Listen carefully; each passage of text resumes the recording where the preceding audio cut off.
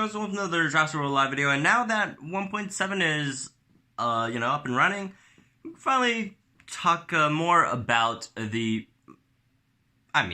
hard to sugarcoat. It is the most hated part of the update so far, the stat boosts, which before we only, we didn't have the specifics. We only had to, it's more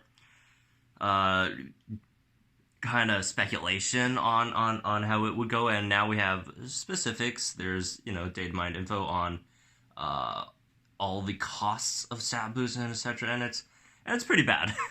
So anyways, before we go into that, if you want to know what stat boosts are, go into one of your dinos in the lab and see these 3 stats that you could boost, and then there's this thing that upgrades, and then if you have some of these, then you can upgrade it. I actually do not want to upgrade my Trickster at all. For example, Trichosaurus, you could use 2 of these at first. Only the first level costs 2, and then it gets a 5% increase in its health or damage, or I think 5-point increase in speed per tier. And there's 10 tiers to each, so that's all the way up to a 100-point increase in speed, and then the damage and health are up to a 50% increase, but they're not every tier is a 5% increase, I guess. If you divide it by that, 50% divided by 10 tiers, it's 5% per increase, but it's not that. They have different values. First tier is 2%, second tier is 3% increase, total 5%, and then third tier that's 5%, and then 8%, then 12%, whatever. And then they also increase in costs as well. So the first tier, as you can see here, is only going back to Trico because I want to boost Trico. Actually, no. I don't even know who I want to boost at the moment. Although it doesn't really matter, honestly, who you put the boosts on. Let's say Dilocyrus, you boost it up once, and that's a 2% increase. And then the next tier is a 3% increase, which costs 4 of these stat boost things, and then they get exponentially more expensive. And the value also decreases with that. So the first boost is the most valuable one, and then every boost after that just goes down in value. But you gotta do what you gotta do if you really have to go and increase all that stuff. But anyways, looking at how to obtain them at the moment, there's only 2 ways of obtaining them, but I'm sure there will be more ways of obtaining them in the future. You open up a daily battle incubator and you'll get stat boosts. Depending on the arena you're in, the highest is 4 per, and then I think before Lockwood, let me check my notes. 2 or 3? Was it 3 per? From Assorna Marshes to Jurassic Ruins, it's 3 boosts each. Lockwood Aviary is 4 boosts each. Badlands Lockdowns 2 boosts each. SS Arcadia Nublar Jungle is 1 boost each, and then the first 2 arenas don't have any stat boosts at all. We're from the daily battle incubators. And the other way to obtain it at the moment is you could buy daily. What even are these daily special limited sales of stat boosts? So it's, at the moment it's 25 boosts per 500 cash. So if you want to buy these, sure, they're quite expensive, honestly, because 500 could actually net you a decent amount of coins, or with 2 of them, you could get an epic set, which is probably one of the best purchases in the game. But, if you don't really need an epic set, then sure, you could buy stat boosts. But that's $10 a day. And that's, I guess, part of the problem, because it's basically you if you really want to keep up, you just have to spend $10 a day on this game just to buy a stat boost, which is very expensive. and the scope of how expensive it is doesn't even stop there. Like, um, as I said before, the price per stat boost increases every time you get to the next tier. There's 10 tiers, and I do have the numbers here. And no, I did not spend tens of thousands of dollars to buy these stat boosts. These are all data mined info. They're all in the code. They call it AAPs in the code. So the first tier is only what two stat boost costs. If I could find the tiers. Yep. So first tier is 2 per stat boost cost. Second tier is 4. Third tier is 8. Fourth tier is 16. Fifth tier 32. Sixth tier is 64. Like, this is getting to ridiculous levels now. It's just like every next tier is double. Like, seventh tier is 128. Eighth tier is 256. Ninth tier 512, and then last tier 10th tier 10,024 boost just for a 2% increase in stats. So at a point, like, it just becomes unreasonable and like just irrelevant. Like 25 boost is what, 500, right? Are you really gonna like spend tens of thousands of dollars on your team on a mobile? I just don't know. Like, of course there's a lot of ways to get these for free, but like the daily battle incubator at the moment, that's the only way to get it for free, right? That's only 4 per day. Like 1,024. That's, if you're just free to play, that's gonna take forever to get up there, and that's just one stat. Remember, there's 3 stats you need to boost, and that's only for one dino. A team has 8 dinos. Do the math. It's incredibly expensive. It costs tens of thousands of dollars to just boost these things up, and fortunately, they're not available for you just to like buy, straight from the shop. Like, they're limited, which is the fortunate part, or else, the biggest whales at the top will just like, hey, I'm gonna spend like $70,000 on this, and then I'll just get max stat boost, and then like no one will touch me. Thankfully, they did limit it to a certain amount of purchases per day. They also said there will or could be weekly sales of these stat boosts, so that could be a thing then, too, I guess. We don't know what those are yet. Also, one thing that's pretty curious, in the shop there's no speed boosts. Speed boosts are probably the more important ones because, speed tiers are really important in this game. You could live with like a 5% decrease or 5% less damage than your opponent, 5% less HP than your opponent. But if you're like slower, like if you're losing a speed matchup that you normally should win, like especially those like 129 tiers dinos, those hurt a lot. And like at a certain point, like not even slowing moves will hurt them anymore. Security Strike is only a 33% decrease in speed, right? And Tagmite is what, 50%? Thago, slowing impact, all those moves. And then like if they just get crazy fast and then you don't boost your slowing dinos, like your slowing moves aren't even gonna slow them down. They're still gonna be faster than you. Like, I don't like this at all. This is horrible. I don't know why this is a thing at all, but oh well. Anyways, let's talk about some dinos, and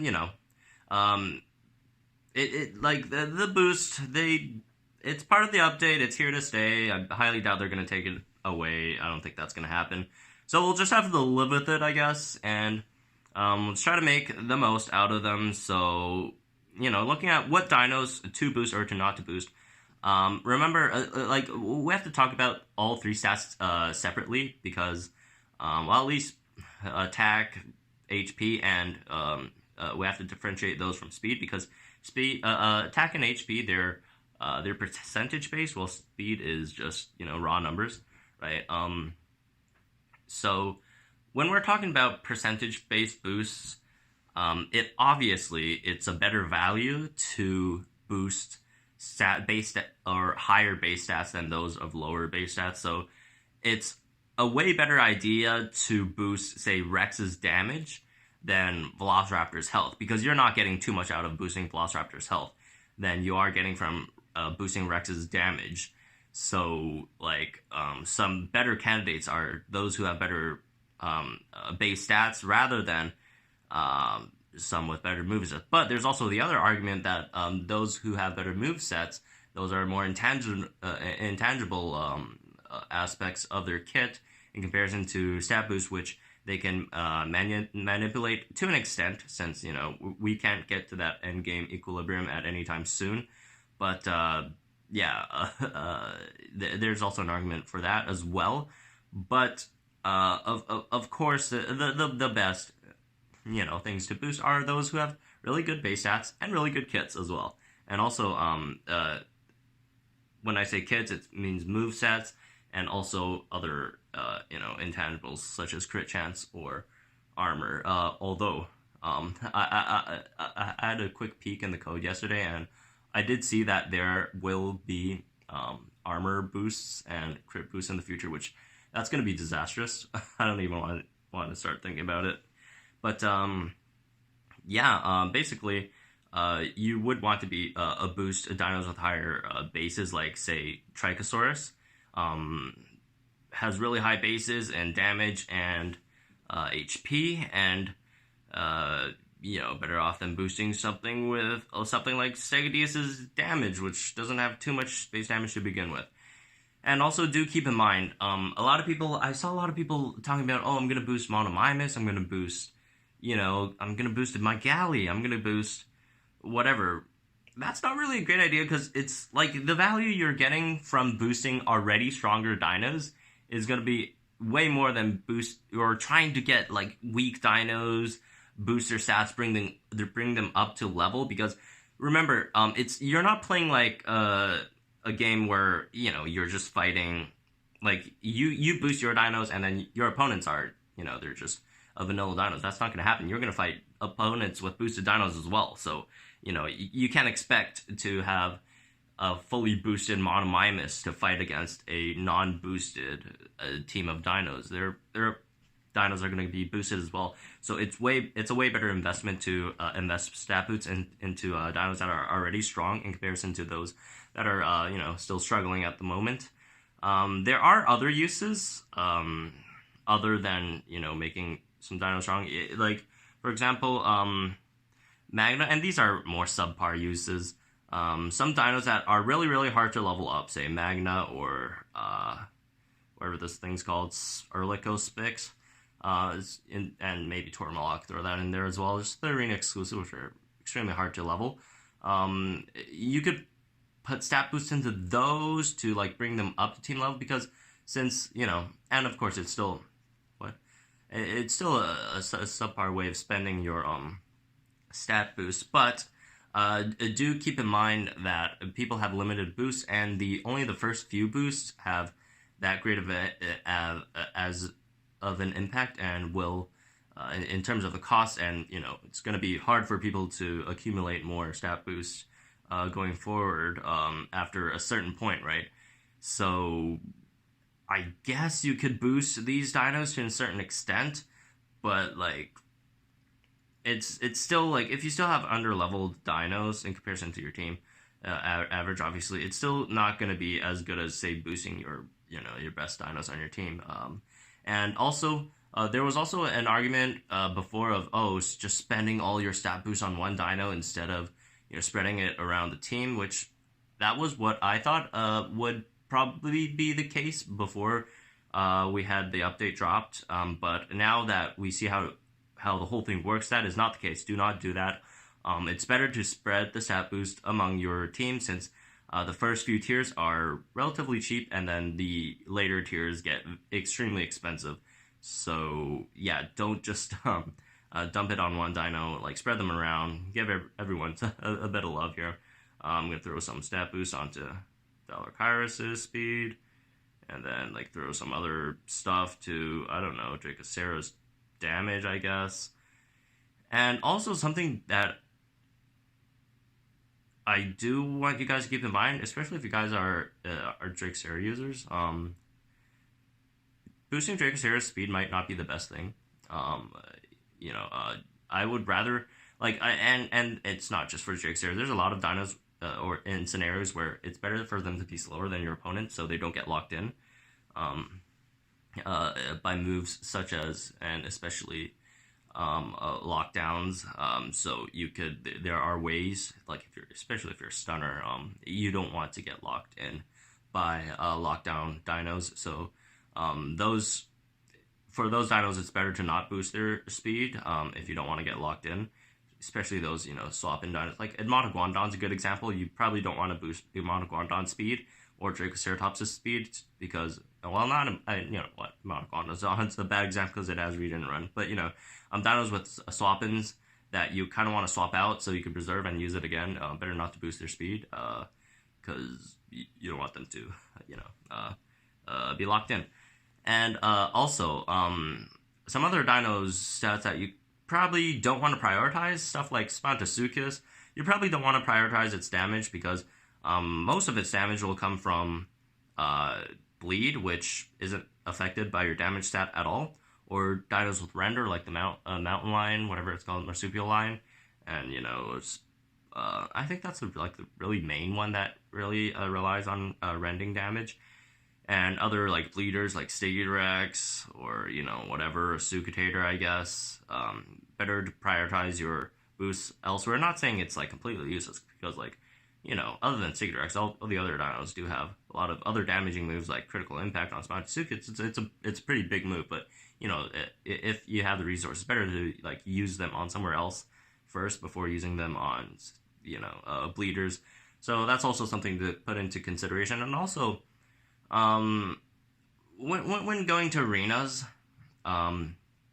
you will see an icon, a little blue thing when your opponent comes in, just tell you that they're stat boosted, and just be aware of that because with stat boost now, calculating damages and stuff, especially your opponent's damage to you, is going to be extremely it's gonna be more complicated than before, and with the limited time that you have choosing a move, it could be a bit difficult. So also do keep that in mind as well. I guess I don't know. I just boosted Trico's health. I mean, it's not a bad investment, but could have used it elsewhere because Trico's just so good. Even without boosts, I don't really mind not boosting Trico. Comparison to some other dinos. But anyways, that's gonna be it for this video. Just talking about stat boosts, and I'm pretty sure is the most hated concept, implemented. It's not a concept if it's implemented, right? The most hated part of the update. I've only seen one or two people who actually like it so far. Everyone else is, oh, this is horrible, this is going to ruin the game, this is, whatever, and, I would tend to agree with that side a bit more, that it's not that great for the game, but, what can you do? It's here to stay, so you just gotta live with it, and, deal with it however you have to, I guess. It's gonna be expensive. Am I gonna pay $10 each day for the stat boost? Probably not. I didn't pay for yesterday's, I only got, those today, and does that mean I'm gonna fall out of the leaderboard? Probably, but it's just a expense that I don't really want to pay. Honestly, it's a bit too much, right? Buying a Epic Cent a week or whatever. That's it depends on you, but for me, this is a bit too much. So, anyways. That's gonna be it for this video. I hope you guys enjoyed it. Let me know about your thoughts on stat boost in the comments down below. Although I'll probably already know what most of your thoughts are. Everyone's probably not gonna like it too much. But if you do have any other thoughts on it, you can also join our Discord, which is linked in the description box down below. And also do subscribe if you guys are new to the channel. I will have some more dino videos and stuff uploaded. Still gotta do spawns and stuff, all that. There's some pretty cool data mining info as well that I want to share, so, stay tuned for that, and stay subscribed for that. And also hit the notification bell if you do want to get notified as soon as I upload those videos. And anyways, that's going to be it for this one. And I'll see you guys in a bit then.